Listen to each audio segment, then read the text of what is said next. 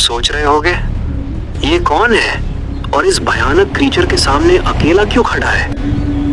ये एक लंबी कहानी है, बहुत लंबी।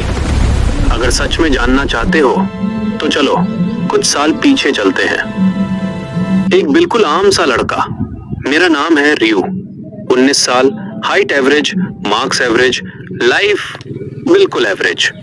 ना किसी स्पोर्ट में बेस्ट था, ना पढ़ाई में टॉपर। चेहरा ऐसा जो क्राउड में घूम हो जाए और कोई ढूंढे भी ना। सुबह उठना, स्कूल, घर, सोना, रिपीट रिपीट। एक रात में छत पर बैठ के तारों को देख रहा था। अंधेरा था, हवा थी और एक अजीब सा खालीपन था सीने में। क्या यही जिंदगी है? मैंने अपने आप से पूछा। कोई जवाब नहीं आया, तब भी नहीं आया। लेकिन मेरे पास एक चीज थी जो एवरेज नहीं थी, मेरे दो दोस्त। कायरू शिंडो, लंबे काले बाल जो हमेशा एक तरफ झुके रहते थे, आंखें तेज जैसे वो तुम में से कुछ पढ़ रहा हो जो तुम खुद नहीं जानते। वो हमेशा कैलकुलेट करता